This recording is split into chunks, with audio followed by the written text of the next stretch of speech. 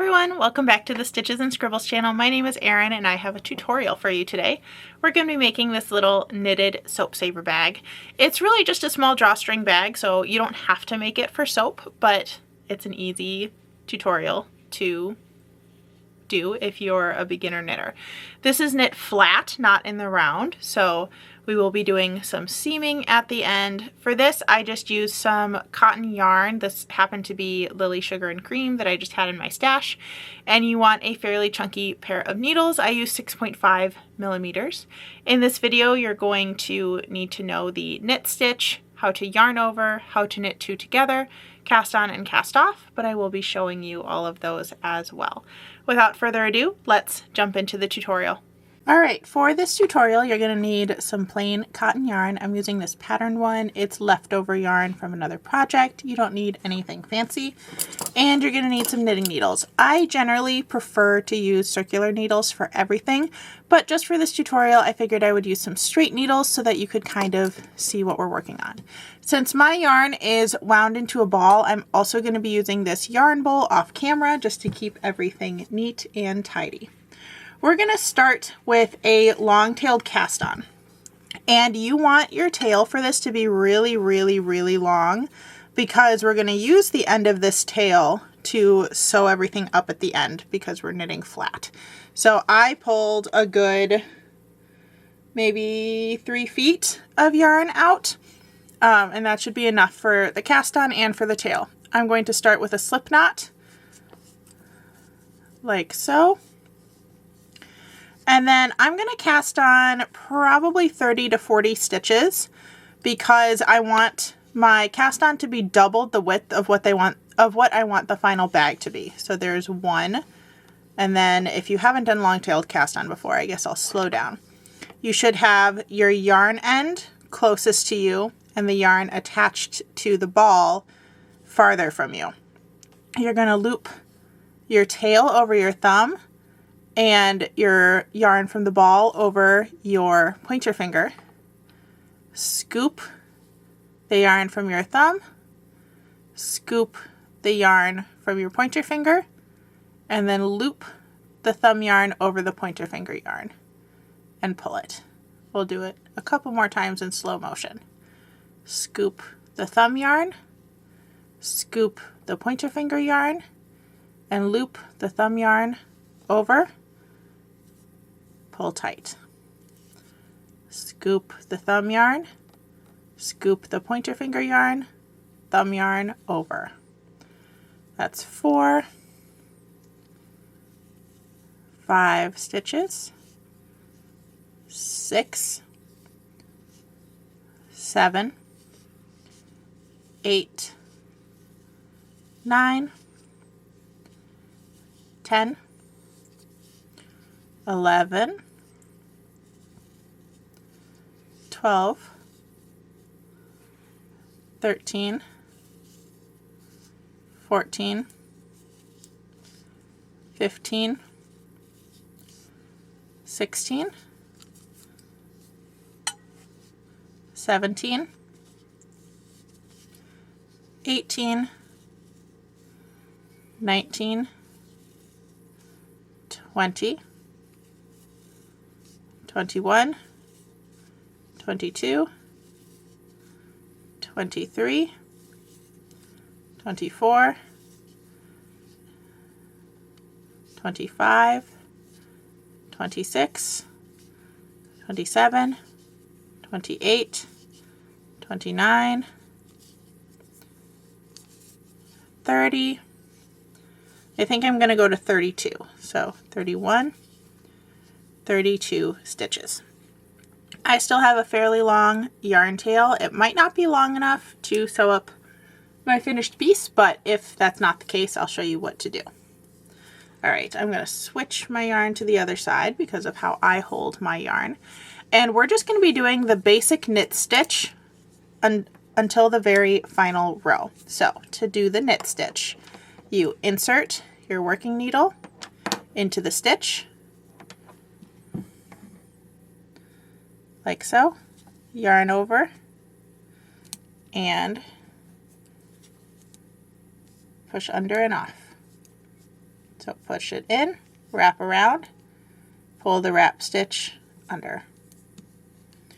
We're just going to continue that same knit stitch all the way down the row.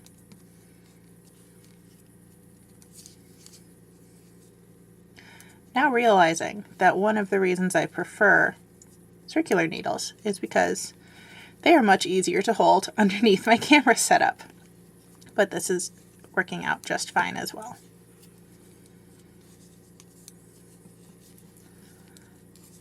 If you have straight needles to start with, they are perfectly fine. If I'm going to purchase new needles, I always get circular ones. These just happen to be really old ones from my collection. I think I also forgot to say what size knitting needles I was using for this at the beginning. I would use a fairly chunky set of needles compared to the yarn because we do want a little bit of a holey texture for this, because you do want your soap suds to be able to get out, but you don't want like a huge size. So these are size 10.5, which is 6.5 millimeters. So not too giant, but definitely pretty big for this size yarn.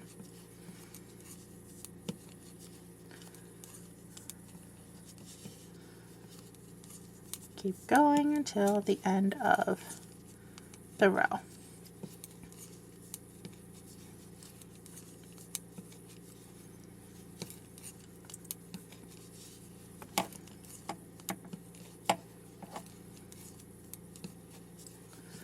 All right, one more stitch and we're done. You're going to continue knitting until your piece is about the height that you want. It should be like 4 to 5 inches, about the height of a regular bar of soap, and then I'll show you how to make the drawstring track row. All right, I knitted until my piece was the height that I wanted. Now we're going to do the row for the drawstring track. So for this row, all you need to know how to do is the same regular knit stitch, a yarn over, and a knit 2 together. So we're going to start by knitting 1 for our edge. Then you're going to yarn over, which is just wrapping the yarn around the needle without completing a stitch. Then we're going to knit 2 together. This is the same as doing a regular knit stitch. You're just going into 2 stitches instead of 1, but treating them like they are 1 stitch. Now we're going to repeat the yarn over and knit 2 together for the rest of the row until you end up with 1 stitch left.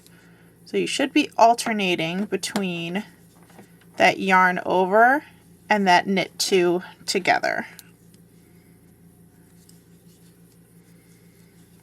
This can make your stitches a little bit funky, but that's okay.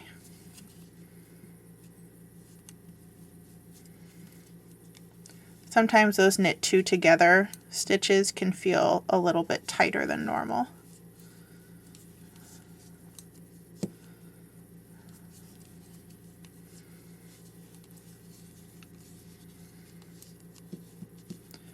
Just keep going until the end of the row.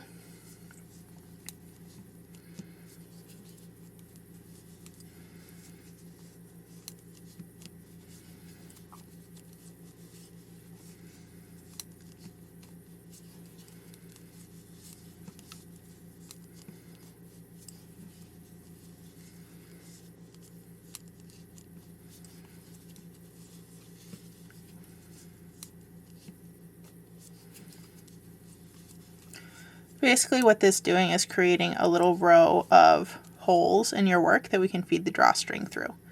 Once you have 1 stitch left, you're just going to knit that stitch as normal and then turn your work. Now the next row, we're just going to knit every stitch across, treating those yarn overs like a normal stitch. So your first stitch, you should be knitting into a normal knit stitch, and your second one, you're knitting into a normal one as well. Then you've got this one, which was a yarn over stitch. You're still going to knit into it in that first part of the loop, just like you would a regular stitch. It just doesn't have that bar around it at the bottom that you would normally see. And just keep going until you reach the end of the row.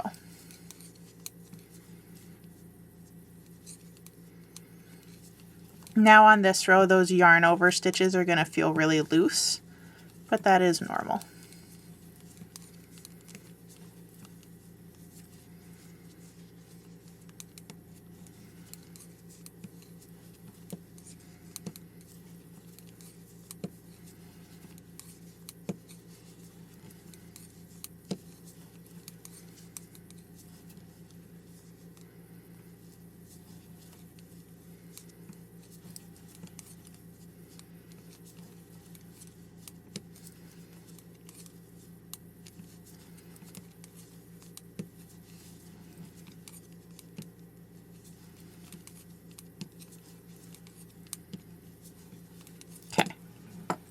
Then turn your work, and we're going to do our cast off row.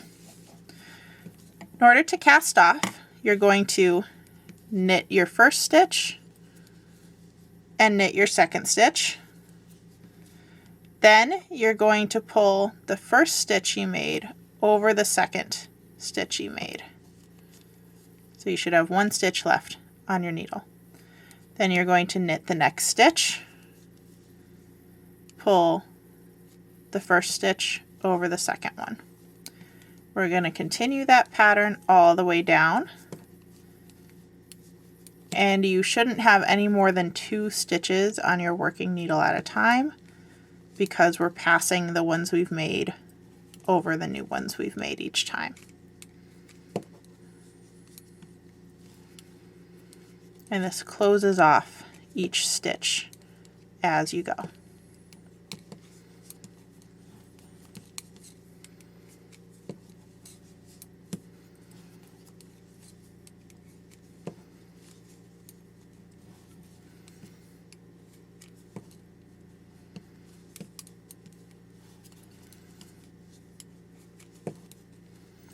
Casting off is one of those things that looks really hard the first couple times you do it, but it gets so much easier.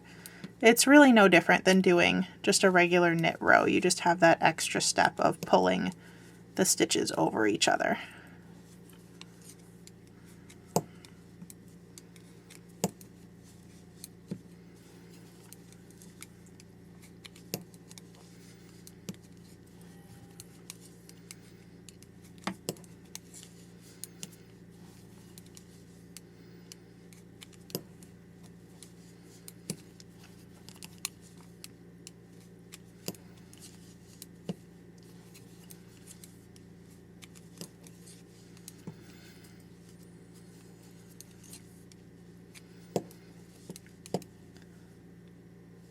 Just to give you a frame of reference, I worked on the knitting portion of this for about an hour to get to where I am. Actually, probably not even an hour, maybe closer to 50 minutes.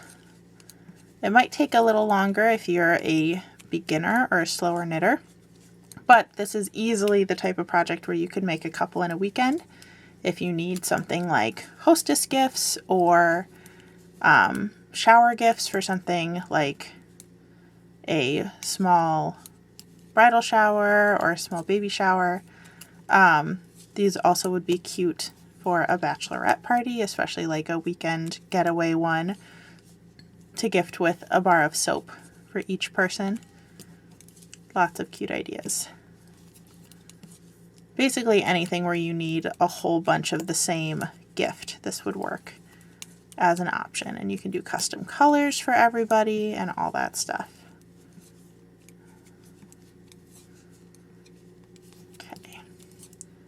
Once you get to the last stitch, we're going to grab a pair of scissors, and if you, like me, did not quite leave enough of a tail at the beginning, you're going to leave a super long tail at the end to sew up your project. Either end will work. It's totally personal preference. I'm leaving a long tail at the end. Then you make that last loop a little bigger, pull your end all the way through, and you've got your finished knit piece. So now we can see that row of holes that's sitting at the top. We're going to fold it in half and sew it up. I'm going to use a darning needle for this. You can also single crochet this closed if that's a skill that you're more familiar with, but it really doesn't matter which one you do. I went ahead and threaded my needle using that super long end, and I'm just going to close this with a whip stitch. You can use a mattress stitch if you want to. You can do a running stitch if you want to. It really doesn't matter what you do. You just want to make sure that your stitches are fairly close together because we don't want any big holes in the seam. And you want to make sure that you're holding your piece so that your stitches line up, because we don't want extra at one end or on one side versus the other side. So just make sure you're going through both layers each time and doing that nice stitch technique of your choice. This would also be a great project if you're working with someone to make one of their first knitting projects. I also have a tutorial on my channel for a knit headband, which I think is the ultimate first project because you can do it just in knit stitch. So learn how to cast on, knit, and cast off, and then it's just sewing to finish the project. This one is a little bit more complicated just because we have that yarn over row. So if you are looking for something for a complete beginner, I recommend checking out that other video. I do have a playlist on my channel both for easy knit tutorials and easy crochet tutorials. So you should have quite a few things that you can choose from. I also had a series on my channel that I did quite a long time ago where I made a patchwork cardigan, and each square was a different stitch technique. Some were knit, some were crochet. So you can also check those out as well for more in-depth stitch tutorials for beginners. That one should be on a playlist. I believe that is called TikTok cardigan, because it was inspired by the Harry Styles cardigan that was going viral for a hot minute back in, maybe that was 2020 or 2021. Once you reach the corner, you're just going to continue along the bottom.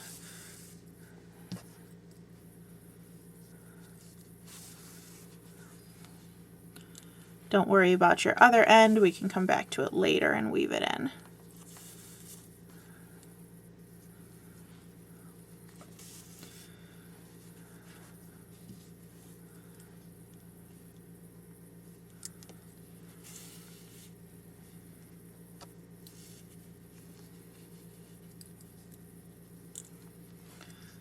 Sewing up a seam is one of those things. It's really hard to keep it centered under the camera because your natural inclination is kind of to like keep pulling it towards you.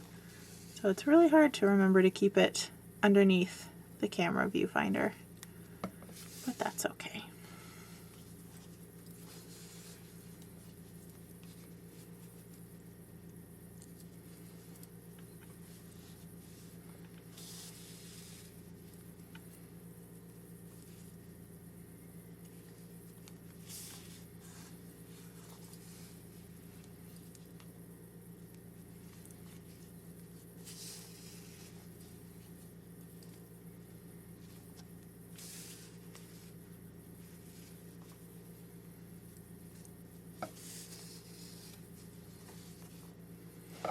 Okay, and once you've finished sewing, you're just going to tie a knot with your last little bit of thread.